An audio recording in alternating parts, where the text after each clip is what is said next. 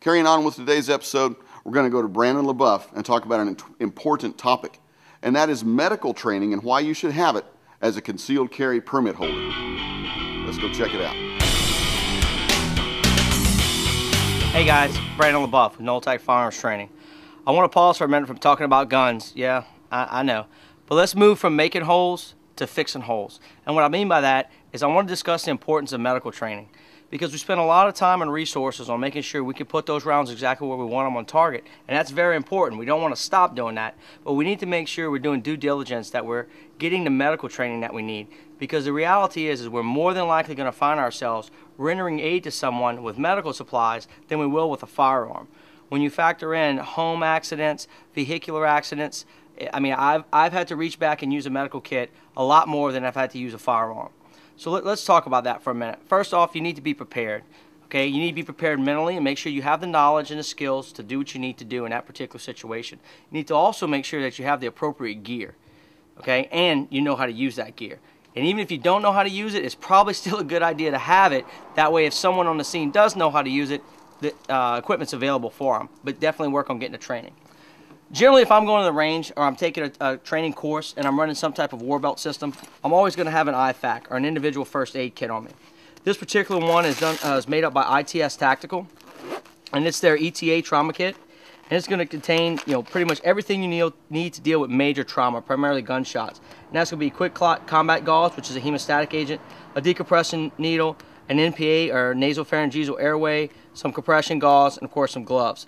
And then I've also supplemented it with a tourniquet.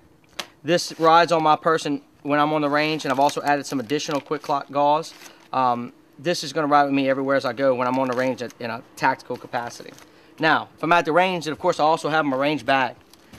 And in my range bag, even if I'm not going to a course, I'm just going to the local indoor pistol range and I'm just going to do some practice, some marksmanship practice, I always have this in there just in case I don't have my belt. And it is your basic military surplus IFAC, or individual first aid kit again. And I've supplemented it as well with an additional compression gauze, some additional quick clot, a hemostatic agent. And then because I'll probably be bandaging up a finger or something else more than likely, I've also added some Band-Aids and Neosporin and more boo-boo type stuff than bleeding to death type stuff. So it's always with me, and of course a tourniquet, it's always with me and in my range bag no matter what. Then if I'm driving to the range, there's also my vehicle kit. This stays in my vehicle, it never comes out unless I'm checking it for things to be expired or needing to be replenished.